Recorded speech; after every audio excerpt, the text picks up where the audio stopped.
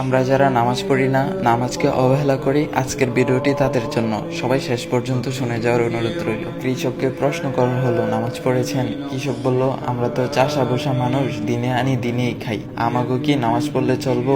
নামাজ পড়লে কাজ করম কখন? চাকরিজীবীকে প্রশ্ন করা হলো, আপনি পড়েছেন নামাজ? চাকরিজীবী বলল, আমরা তো চাকরিজীবী মানুষ, পরের চাকরি করি, সময়ের আগে ডিউটিতে যেতে হয়, নয়তো কপালে থাকে বসের চোখ রাঙ্গানি, আমাদের নামাজের সুযোগ কোথায় বলেন? এক ব্যবসায়িককে প্রশ্ন করা হলো, আপনি নামাজ পড়েছেন? ব্যবসায়িক বলল, আমি তো ব্যবসা করি, মাত্রই দোকানটা খুলেছি, নামাজ তো পড়তেই হবে, এটা তো ভালো কাজ, কিন্তু দোকান রেখে নামাজে গেলে দোকান দেখবে কে বলেন?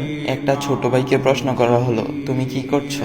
সে বলল, আমি একজন ছাত্র, কলেজে পড়ি। তাকে প্রশ্ন করা হলো, নামাজটা পড়েছো তো? ছাত্র ভাই বলল, কি যে বলেন, পড়াশোনার যেই চাপ, নামাজ পড়ার সময় কই, তাছাড়া কাপড়টাও পাক পবিত্র নাই, কেমনে কি করি বলেন?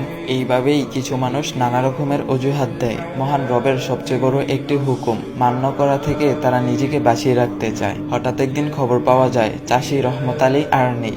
অফিসে যাচ্ছিলেন চাকরিজীবী ভাই আনোয়ার সাহেব, সময় মতো পৌঁছাতে চেয়েছিলেন, সময় তাকে সহায়তা করেনি। হঠাৎ একটি কঠিন অ্যাক্সিডেন্টে পঙ্গু হয়ে হাসপাতালে বেড়ে গেল নতুন একজন পেশেন্টের। পঙ্গু অবস্থায় কাটে আনোয়ার সাহেবের বাকি জীবন। ব্যবসায়ী মহাজন সাহেব দোকান করেই যার কাটতো সারা বেলা। ব্যবসার হিসাব কিতাব মিলাতে গিয়ে হঠাৎ করে একদিন দুপুর বেলা বুকের বাঁ পাশে উঠে গেল প্রচন্ড ব্যথা।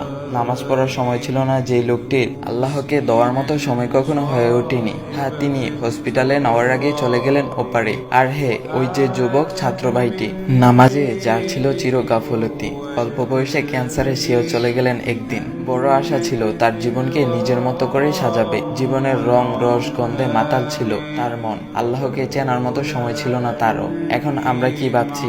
আমরা কি সেই চাষি রহমত আলী?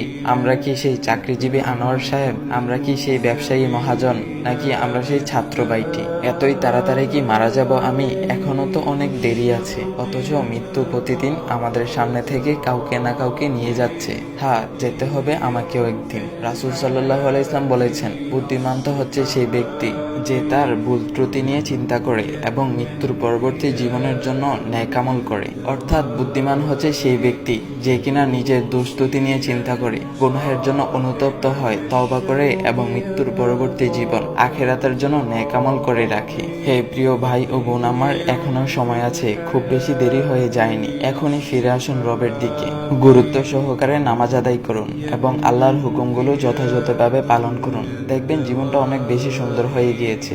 আল্লাহর পক্ষ থেকে সাহায্য আসতেছে, আর জান্নাতের নাজ নিয়ামত সেটা তো আপনার জন্যই অপেক্ষা করতেছে। আল্লাহ তাআলা আমাদের সবাইকে 5 ওয়াক্ত নামাজ পড়ার তৌফিক দান করুক, সবাই বলি আমিন। তো গাইস, এই ভিডিওটা সবাই সবার কাছে শেয়ার করে দিবা, আর এমন ইসলাম ভিডিও পাওয়ার জন্য ভাইয়ের আইডিটা ফলো করে দিয়ে যাবা। ভাইয়ের আইডি নাম হচ্ছে ইসমি নাইম। তো গাইস, নতুন কোনো ইসলাম ভিডিও আসা পর্যন্ত সবাই ভালো থাকবেন। আল্লাহ হাফেজ গাইস।